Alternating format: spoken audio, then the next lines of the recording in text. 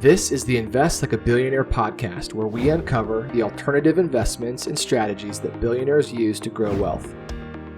The tools and tactics you'll learn from this podcast will make you a better investor and help you build legacy wealth. Join us as we dive into the world of alternative investments, uncover strategies of the ultra wealthy, discuss economics, and interview successful investors.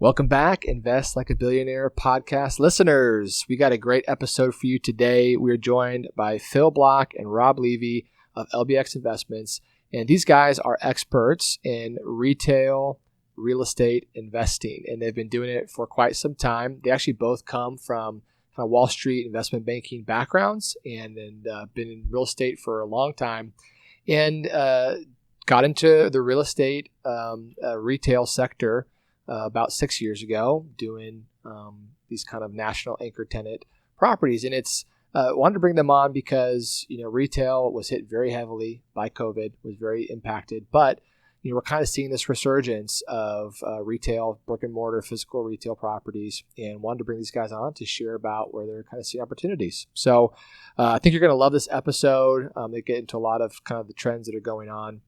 And just as a quick disclaimer, we have had listeners ask us, when we bring on other operators and folks that are actually providing investment opportunities, if we've done due diligence and if we've invested with them. And so you do want to make the note, we bring people on. We're not generally invested with them. We haven't done full due diligence. This is purely exploratory. You really got to do your own due diligence. If it is interesting, reach out to them on your own, but do want to make that really clear. We're not promoting what they're doing necessarily. And if you do want to get in touch with them, we're happy to make introductions. So you can reach out to us. We have a general email, investorrelations@aspenfunds.us, that you can reach out to us to make a connection for you to them if you're interested. We also really appreciate your support of this podcast. It's been really awesome to see all the listeners that are enjoying it and leaving reviews and subscribing. So just a reminder, if you're enjoying the podcast, please subscribe on your preferred platform, whether that's iTunes, Spotify, or YouTube. Don't forget, we have a YouTube channel. You can watch them all on YouTube. And obviously, if you're feeling really good, you can leave us a review, and we always appreciate the reviews, as that helps other listeners get exposed to it and hear about it. And lastly, if you are interested in learning more about alternative investment opportunities, you can join our investor club. If you go to our website, aspenfunds.us, and click on the offerings tab at the top of the page. With that, I hope you enjoy this episode. Thanks for listening. Welcome back to the Invest Like a Billionaire podcast. I am your co-host, Ben Frazier, and joined by co-host Jim Mafuccio on the other line. How's it going, Jim? Good. Going great. All right. We've got some great guests today. We've got the two partners of LBX Investments, and LBX focuses on retail real estate investing and have pretty impressive backgrounds. Really excited to bring you guys on just to hear your thoughts on retail real estate as an asset class and as an investment, and where you guys are finding the opportunities in this market. So, Robert, Philip, share a little bit of your backgrounds. Sure. So this is Rob Levy. Guys, thank you very much for hosting us on the podcast. We really appreciate it. I've been in the real estate business for over 30 years now, and so have done a ton of different things, from investment banking to finance. I started my career off in asset management for a large institutional investor. And then Phil can give his background certainly, but we worked together for a number of years at a publicly traded real estate company where I was the CFO and I became the CEO. We were a large investment manager and finance company. We were public, and we took the company private and left soon thereafter. So I've really done so many different things in and around real estate, and which we'll talk about. And Phil also has a very diverse background, and really we feel it really helps us kind of assess risk and execute on our strategies. We have very deep experience and knowledge on the financing side and structuring side of real estate. So anyway, been around the block and done a bunch of different things in and around real estate, and I'll hand it off to Phil. Sure. Yeah, Rob, this is Phil Block. It's great to be here. We appreciate it. Rob has a few years on me, which I like to remind him of. But I have 15 plus years I've been working in and around the real estate space, and like Rob in various capacities, from investment banking and private equity on the finance side, and now for 6+ years we've been focused on acquiring and operating our own real estate. So it's been a great partnership. That's awesome. And you guys mostly focus on retail properties, is that correct? Yeah, we have diverse backgrounds, as we mentioned, but our strategy has been almost solely focused on shopping center acquisitions for the last, call it 6 years. Awesome. I'm excited to dive into why that asset class in a little bit, but give a little context. I think we've talked about on this podcast before, and the story over the last 2 years is that retail was hit pretty hard, and as a lot of retailers had to close and shut down because of the virus, that created a lot of disruption in the market, and people weren't out shopping as much, and restaurants couldn't have people coming. So you guys put together a really great market commentary. At the end of this podcast, I want to link to it because it's really excellent to kind of break down your all's analysis of this. But if you kind of talk a little bit about how did COVID, maybe fundamentally change the retail real estate sector? Sure. I mean, our view is, and honestly, that COVID was, and you never want to think of it in a positive manner because of all the negative implications of COVID, but from a pure ownership of retail perspective, it had some real positive aspects. First of all, it really did support our thesis. Right? Our thesis is if you buy good real estate in good markets with the right credit and the right visibility and demographics and all those things that you want in a good piece of retail, that property will flourish and withstand the downturns. And that's exactly what happened with our portfolio in during COVID. Our property performed great. Our collections were excellent. Our occupancy did not really dip at all. We had very few failures, if any. And in fact, coming out of COVID, the pace of our leasing momentum has only accelerated. And so we feel it's really great validation for our investment thesis, because can you really figure out, you can really have a worse downturn than what happened in COVID in the retail world, right? I mean, it's really hard to, certainly they could always be worse, but it's hard to really think through something that could be worse. So that's number one. Number two, it was somewhat of an accelerant, like we've seen it in a lot of areas of the economy. It has the impact of COVID accelerated certain things. In the retail world, it accelerated the downfall of some retailers who were going to fail anyway. They were just bad companies and bad retailers, and they had bad credit, and they were not good operators. And so it kind of just flushed some of that stuff out of the system. And then the better retailers, and we can talk about who the real strong ones are today, they all flourished and they all grew, and they took the places of the bad retailers. And the third thing that happened was really interesting. The local guys all kind of stepped up and paid their rent, right? It was like the biggest issues that we had were with the nationals, who were just trying to take advantage of the situation, and they had their lawyers and bankers and accountants knocking on our door asking for relief, which we gave some of, but nothing permanent. It was just like deferral type stuff. It was the local guys who stepped up every month and paid their rent. And it was very interesting because we expected kind of the opposite, right? We expected the local guys to really struggle, and the national guys to pay their rents.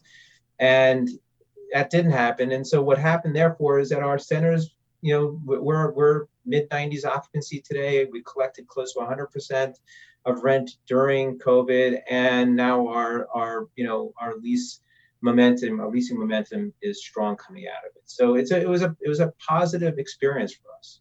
It's kind of like the way COVID on the human body, it's like the businesses that made it through, their immune systems are stronger, right? So they've tweaked their model, they've sharpened their pencils, whatever, accelerated improvements in their operation, and they come out of it stronger. And obviously, if they're stronger, it supports your model. And a lot of like you said, a lot of those businesses they were probably already on their way to fail. They had comorbidities, right?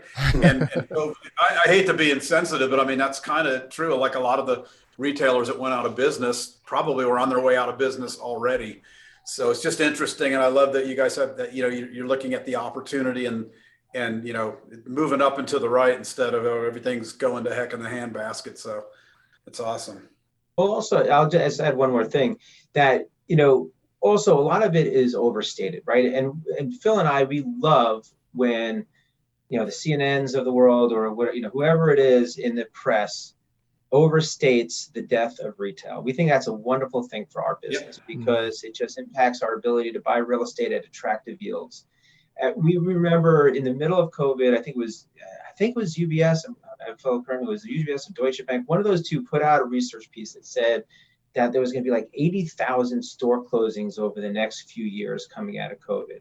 And like, we sat there, we're like, wow, could they be right? Like, it felt wrong, but you never know. These are smart people, at least theoretically, putting out this research. I mean, nothing could be further than the truth, right? From the truth. It's just, a lot of it is, eye-catching, headline type stuff that is just not reality.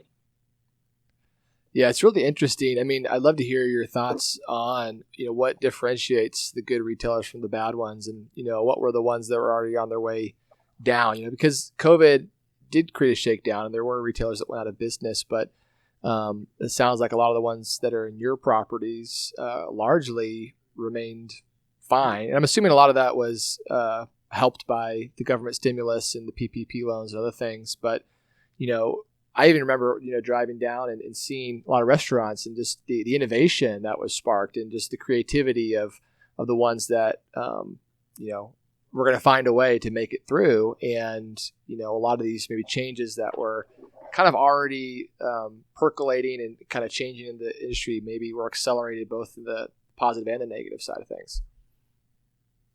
Yeah. Yeah, no, absolutely. It is amazing. I mean, human ingenuity, right? And these are small business owners, right? When you think about the difference, as Rob was kind of talking about, between the large nationals and the small local guys, small local restaurant is a family-owned business. This is their livelihood. So they have no choice but to figure out how to make it work. And, we all saw that. And it's amazing how so many of them came through better off. And you're right, certainly PPP funding and other government stimulus was beneficial. But it's a lot of smart people trying to figure out how to make a living and get by. And those are the last places to close. Yeah. Talk about some of the things that, you saw the best retailers kind of do in those situations, and what were the ways that they were able to kind of innovate, and maybe some trends that you see are going to be around for a while. I think if you step back for a second, maybe to your earlier question, in terms of the accelerant, you had the enclosed mall tenants. Mm-hmm. And, we talked about this a lot because we've been kind of focused on this, and there was the e-apocalypse, before COVID, and, this was Amazon going to eat everybody's lunch and everybody's going to go away. And what that really was, in our view, was just kind of an overblown media type of narrative that was really about kind of B and C malls where we had just too much enclosed retail and people didn't want to shop that way anymore.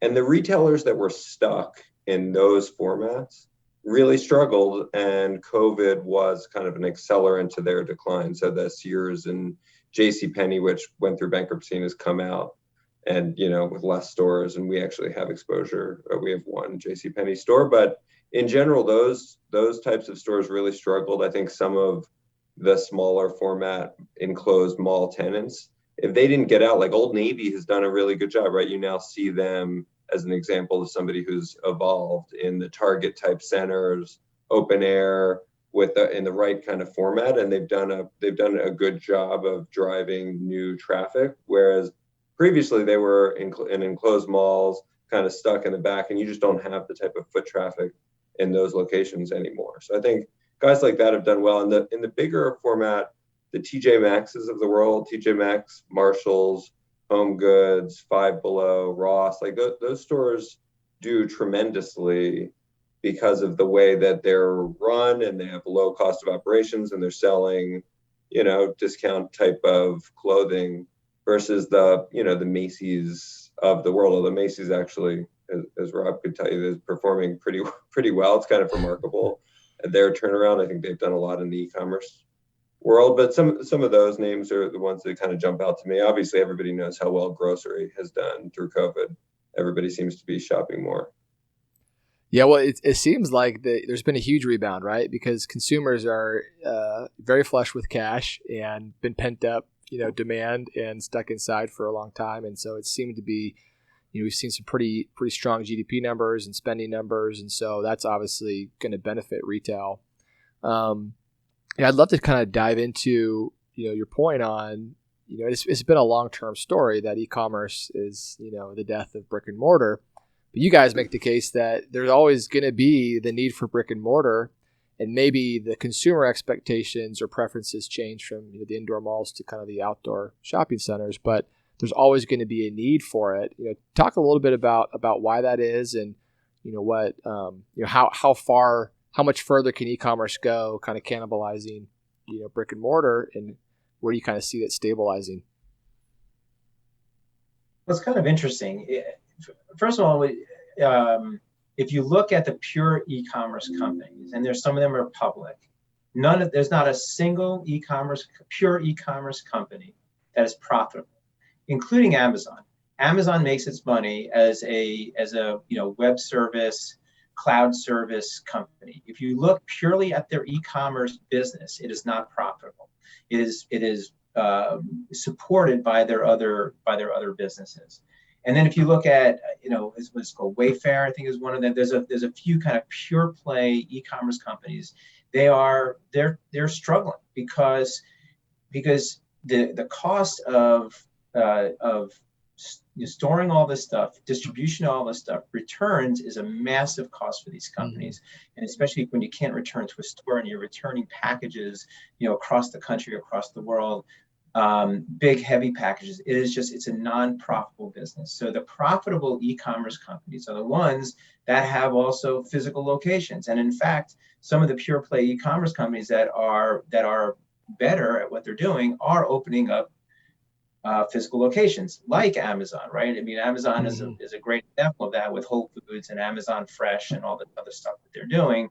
They're figuring out that they need to have the ability to really, connect with their customers and provide services and provide, local delivery and local returns and all that stuff that a physical company can do. And then the better kind of pure or more old school physical play companies like Targets and Walmarts and TJ Maxx's, et cetera, they're figuring out how to use the internet better to support their businesses. And so our view is it's that hybrid that's really going to be the most profitable approach, and the best companies are figuring out how to do that.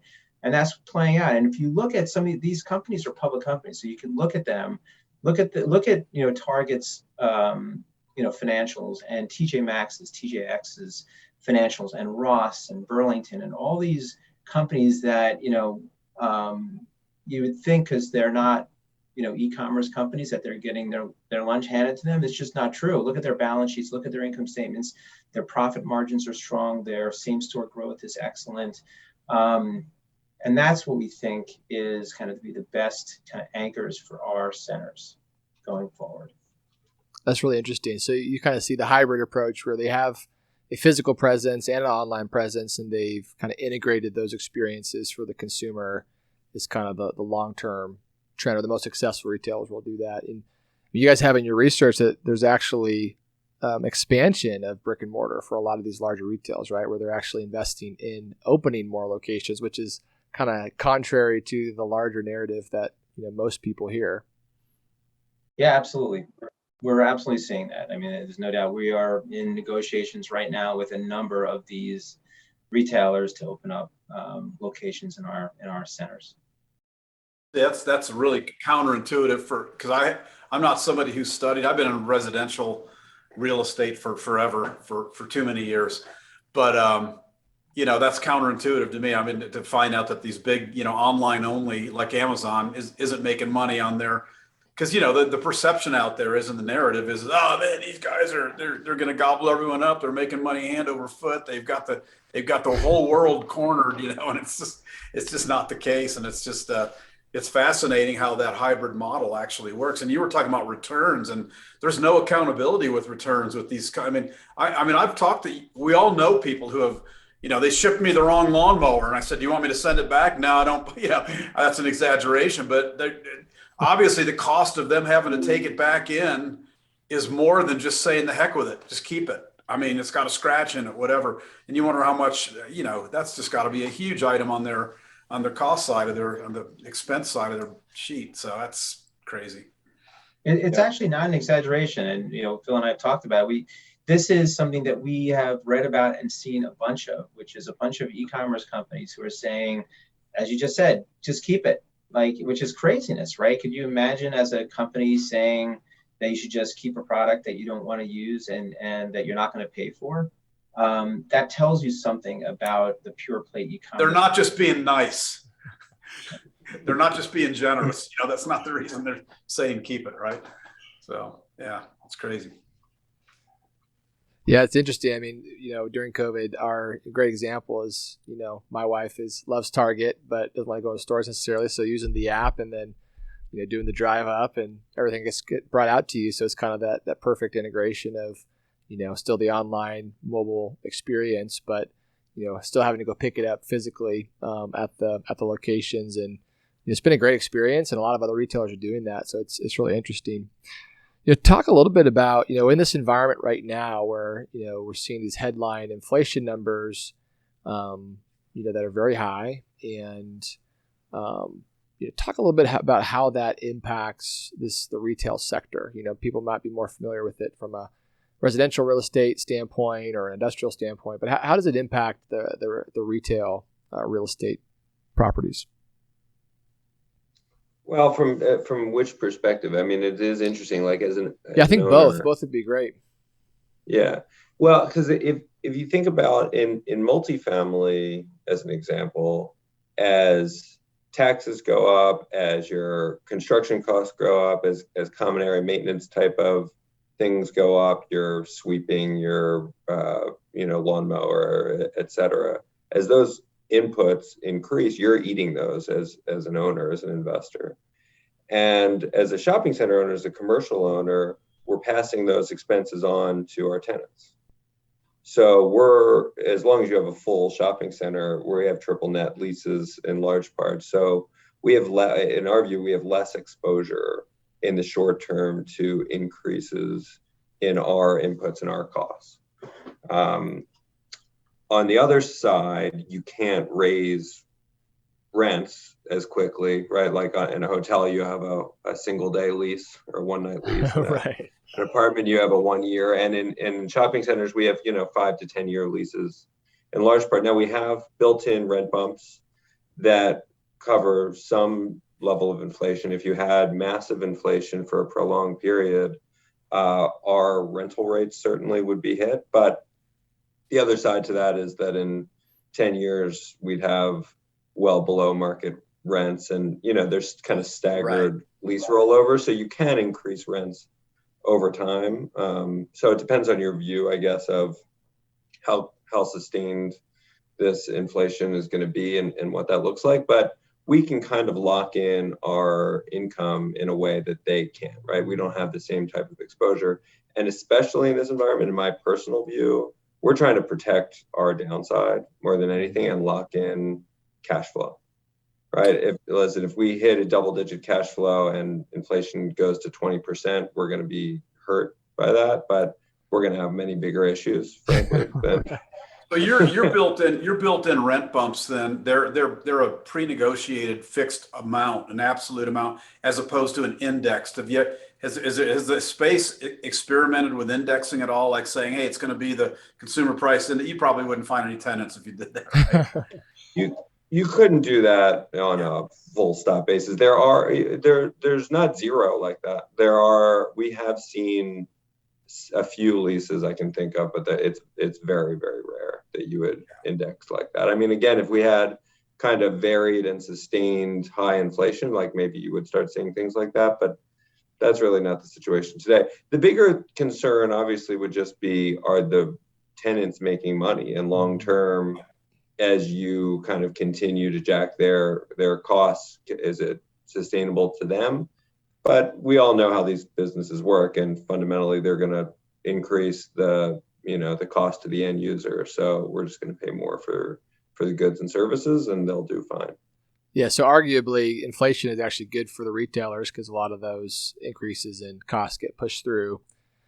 At least the margin may stay the same, if not increase. So they're going to be able to sustain an increase in the rental rate. So you're basically saying on the upside, on the revenue side, you have these longer term leases, but you build in these kind of rent escalators over time. So you kind of have a very high level of predictability of your cash flow. And then on the expense side, you're not going to have as much increase or exposure to your point, the high construction costs, the high adjustments in property taxes, utilities, those kind of things that you may have in other asset classes. So, your NOI is, maybe not going to track inflation as closely, but it's not going to be negatively impacted. We'll probably track it to a certain degree. Is that accurate?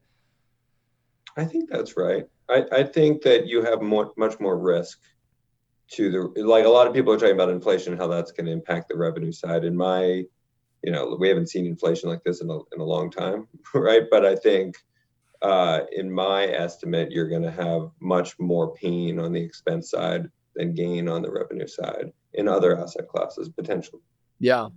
I would love to hear your thoughts too, just coming from both your backgrounds in finance and kind of in a larger kind of scope of the real estate world, of what your view of inflation is. And obviously a lot of this is being caused by kind of supply chain disruptions, which impacts retail anyway. And I'm sure you guys kind of keep tabs on those topics. But where do you guys kind of see this going if you have any thoughts on kind of the bigger picture of the inflation environment and, how long sustained will we see, very high levels of inflation? Man, if I knew the answer to that question, I don't know. We read a lot, we talk a lot about this stuff. I mean, my personal view is that we're going to see some sustained inflation for the next couple of years, and then the supply chain issues will naturally take care of themselves because that's what businesses do. They figure out how to deal with this stuff, but it's going to take some time. I don't think this is like a 3-month or a 6-month thing. I think it's going to take some time to get there. I think that's what the market is predicting. It's going to take a couple of years to kind of work this way through. But again, I mean, from our business perspective, and I know we'll get into kind of the investment, how we invest in these assets and our thesis, but we feel very protected, and on top of that, where we invest, the cash flow is king, right? We're investing differently than maybe other asset classes are, because we're investing primarily for cash flow and then, with some potential upside. And so for us, as we were talking about, we can lock in some steady revenues and some, we can protect ourselves against increases in expenses and kind of lock in a cash flow and with some growth over time. And that's really what we love about our asset class. Yeah, very cool. I'd love to shift the conversation to more the investment side of things, right? And I'd love to hear just how you guys found your way investing in this asset class, kind of coming from your backgrounds, kind of more in high finance and broader exposure to real estate, and what drew you originally to retail? Well, we're contrarian by nature. We are looking for opportunity, and so Phil and I, as he and I mentioned, we both have very diverse backgrounds. We spent many years in a multifamily investment and finance company. I have about 7 or 8 years of experience in the lodging space, and Phil has other experiences elsewhere. So we do have diverse backgrounds in real estate, and we, as we started to kind of form our partnership and thinking through this, we felt we wanted to go to the sector where others were exiting, where there was a kind of a view that there was challenges and where our capital was leaving. We felt that if capital was leaving it, there might be opportunity for us to make money there and to invest well. And so that's what we did, started doing 6 years ago, investing in this space, and it's been great. We would love to invest in other asset classes. We have nibbled around multifamily over the past few years and have always kind of come up short. When we invest in shopping centers, it's a very different experience when you invest in multifamily. And again, I don't want to pick on multifamily. There's great assets out there and it's a great sector, but you're typically competing against 40 or 50 other prospective investors. When we invest in retail, it's us and 3 to 5 others. And it's a much different playing field, and we think that there's an opportunity there because of the lack of capital that is chasing those deals, and that's why we were attracted to retail in the first place. Yeah. So in the kind of shifting landscape of retail, where do you guys see the biggest opportunities, or what are the types of assets that you're targeting, going after? Probably not malls, right? Yeah, not malls. Yeah, we're open air focused. We really have focused until very recently on just kind of super high growth markets in the Southeast, with the feeling that there's a reason you're going to have kind of new tenants opening in those locations, because you have population growth, demo growth, right? Good jobs, good incomes. And if you buy in kind of the better real estate there and you see 5% population growth over a 2 or 3 year period, that sustain that is the recipe for success. And we were right. And frankly, we joke about it now. We wish we bought a lot more, because everybody now is rushing to the Southeast, right? That was one of the accelerants of COVID, certainly. That's been really interesting. So when we were initially buying, kind of starting 6 years ago, and really just until COVID, the REITs we're selling, we're largely buying from the public REITs or large institutions.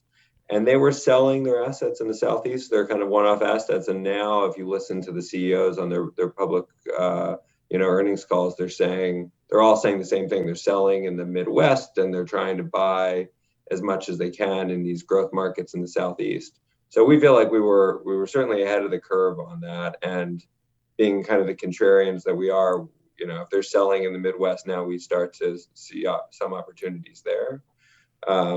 Just by nature, we're looking for sustainable cash flow, downside protection, and some ability to add income and grow our profit over time, right? Some value add.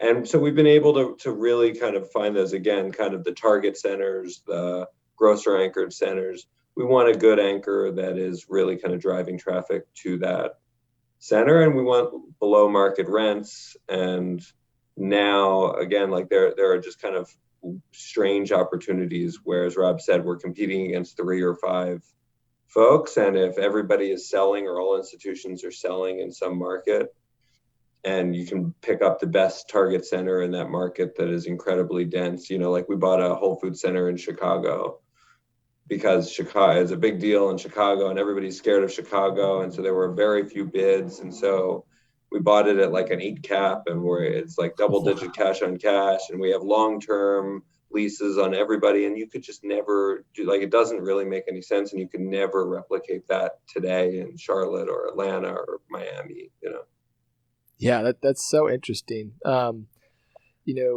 Talk a little bit about, for my education for our listeners, when you say open air, are you meaning like kind of individual buildings on pad sites, or these are like strip centers that have individual entrances from the outside? Is that kind of what you're mostly talking about? Yeah, a strip center or power center, they call it. So your typical, if you use a Target center, a Target and a Marshalls and a Ross, and then maybe there's some pad sites in front, meaning like a Starbucks and a McDonald's or whatever it might be, kind of out on the road. And so that whole project. And one of the things that we do often is you can buy that whole property together at a certain cap rate. And you guys know the 1031 market, and it's, there's so much demand for those kind of single tenant or small strip centers. So we will create a parcel just for those. So maybe we buy the whole Target Center at a 7.5 cap, and then we can sell the McDonald's at a 4.5 cap, right? And then our basis and our cash flow on what we own is just enhanced that much. Is that typically like that McDonald's, would it be on its own legal lot, or do you have to go through some sort of lot line adjustment or a subdivision process to break that off? It really depends. We often have to break, or like a few of them will be on their own and some won't be, and you have to create it. So how do you guys, I mean, you mentioned, you guys look for value add opportunities in retail, and obviously, for those that are investing in maybe multifamily or other more residential properties, it's kind of clear what that means, right? Improve the property, get, market rents that are maybe higher than current rents. It's real clear what it means. It means raise the rent. Yeah. Raise the rent. So, but where are you guys finding that? If you're buying at a 7.5 cap, that's already pretty incredible. But is kind of like you're saying, parceling out the McDonald's lease and selling that and kind of returning, reducing your basis and returning capital. Is that one of the strategies, or what are kind of the primary ways that you maybe add value aside from just locking in the current in place tenant cash flow? Yeah, that's certainly one of the strategies. We have like really kind of three basic strategies about how we're adding value typically in our properties. The first is, as Phil just described, kind of the arbitrage between buying at a 7.5 and selling at a 4.5 or a 5, right? That's a clear value add strategy. And sometimes those out parcels already developed. You have a McDonald's or a Taco Bell or whatever. And other times it's vacant land, and the previous owner just didn't take advantage of it. And we either sell the land, or we lease the land and sell the leased land, or we do a build to suit, depending on what the tenant is looking for. Some tenants, like for example Starbucks, mostly what they do is build to suits, and then others want to lease the land from you, and you can sell off that ground lease. So there's different kind of iterations on that, but that's certainly one of our key strategies. The second is that, and as I think Phil mentioned before, we love to buy from some of the larger owners because they really focus on, they buy good real estate, they put a lot of money into that real estate, but they don't always do all the kind of value add stuff that we would do.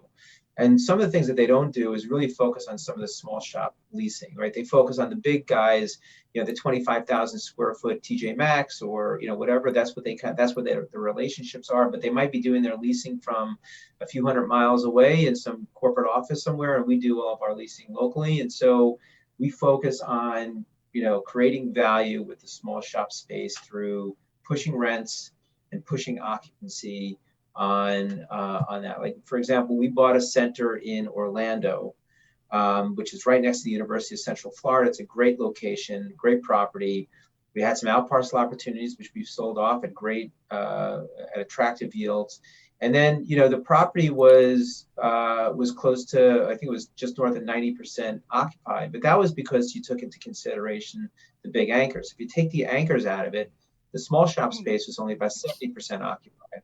So we took that small shop space, we did some renovations, we upgraded the facade, we upgraded the landscaping, and then the average rent at the time that we acquired the property was around $16, $17. Today we're leasing space at $24, $25, and we push occupancy north of 90% on the small shop space. So that's really, kind of how we can really add value in these properties. Yeah, that's really cool. I think I want to take a step back here because some of the numbers we're throwing around are pretty crazy when you compare it to other asset classes. You're right. If you're saying your going in cap rate is at 7.5% or 8%, and you're getting double digit cash on cash yields, I mean that's kind of insane. Like for someone that's maybe more familiar with multifamily, where you're seeing deals trade in the low fours. We've been hearing of some deals traded in the mid to low threes in the hot markets in Texas and other places on a going in basis. And it gets really hard to make deals pencil at those cap rates, right? And it's really hard to get any cash flow. And more you're relying on kind of the rent growth projections, which in some markets, could be achievable, but I guess maybe a little more speculative the lower you go. And you guys are seeing, on a going in basis, a 7.5 cap on actual financials. Is that accurate? Yeah, in some cases wider, absolutely, and we agree. That's why, listen, it's why why we've struggled to buy multifamily. And listen, we were wrong, right? 4 years ago, we said the same thing and about multi, and we were right about retail. I think even right relative, but nobody anticipated the kind of continued cap rate compression that we've seen in multifamily, and you've had certainly some significant rental increases as well. But we like the cash flow, right? We can lock in, as we said before, we can kind of lock in that sustained cash flow with some growth day one. And ultimately, our feeling is that investors will be able to differentiate good assets from bad and good asset classes from bad. And as more institutional capital comes back into that space, you'll have cap rate compression, because we shouldn't be able to hit an 18% cash on cash on a Whole Foods center in the first year, right? Like that shouldn't happen. And as investors come back, that yield gets pushed down and our profit increases. Yeah. So a lot of times people think as the cap rates are generally risk adjusted. So the higher the risk, the higher the cap rate. But you're making the argument that, hey, if I got a Whole Foods on a long-term lease or a Target or TJ Maxx, that very healthy companies as my tenants, then my risk is pretty low, and the difference between the cap rates on multifamily versus cap rates in retail, it's a really good risk-adjusted return. Yeah, very interesting. I got a question. So both in terms of a pro forma for, say, you're presenting to your investors, or an exit if you're looking to sell. So let's just say you have your big anchor tenants, you have your grocery store, you have your TJ Maxx, whatever it is, and then the rest of the space is constitutes all these smaller shops. Does the industry expect, and is there kind of a normal, you project X amount of vacancy, or is it all based on, hey, let's get everything full and then try to sell it based on a pro forma that shows the whole thing full? How does that, in the apartment world, there's some kind of, there's a lot more liquidity in a sense, because it's smaller units spread out over 200 small units, right? Mm-hmm. But I always felt like in retail, if you lose one of your big tenants, I mean, your pro forma goes down the toilet. So you got to assume that they're going to stay, and you got them on a long-term lease. What kind of projections do you do in terms of the remaining space? Do you have to factor in a anticipated vacancy? Sure. Yeah, no, I mean, it's a really good question. Certainly on the rest of the space, like a 3 to 5%, it depends on the submarket.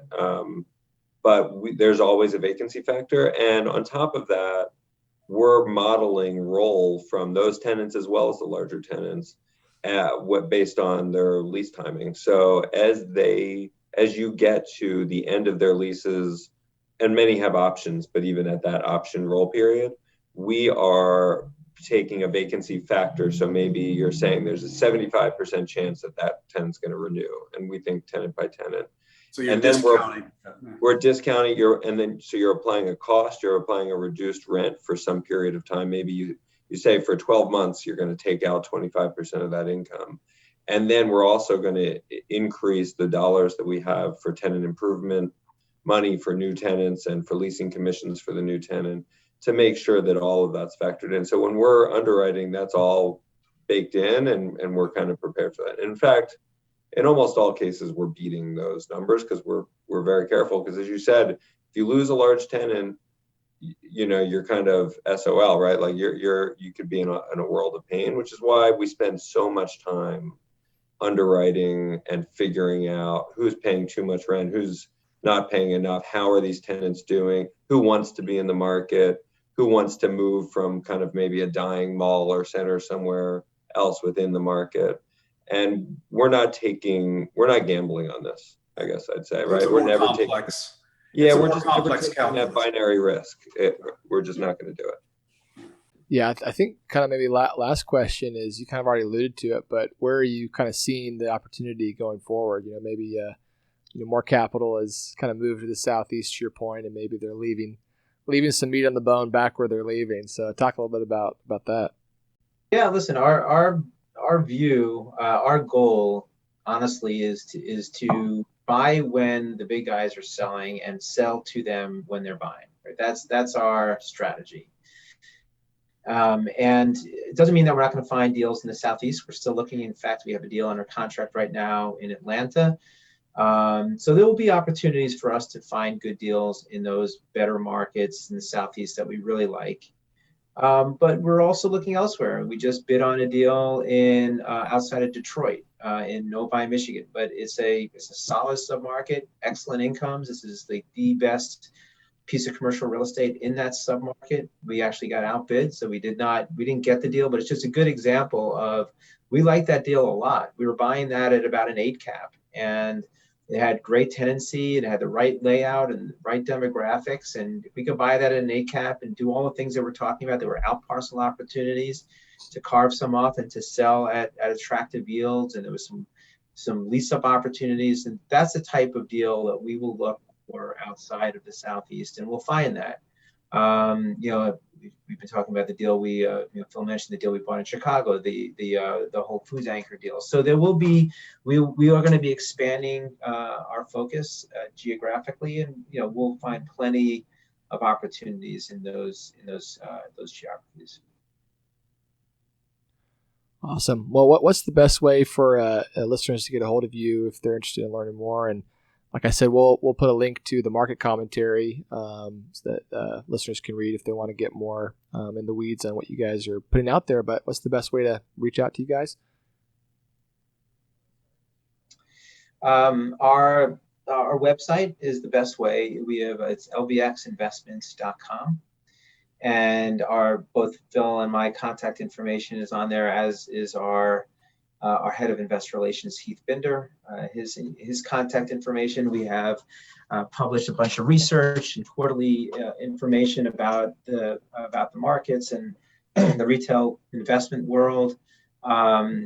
So if you go on there, reach out to any one of us, or you could also sign up on our website for distribution of all of our research and information about new deals coming up. Happy if you do that as well.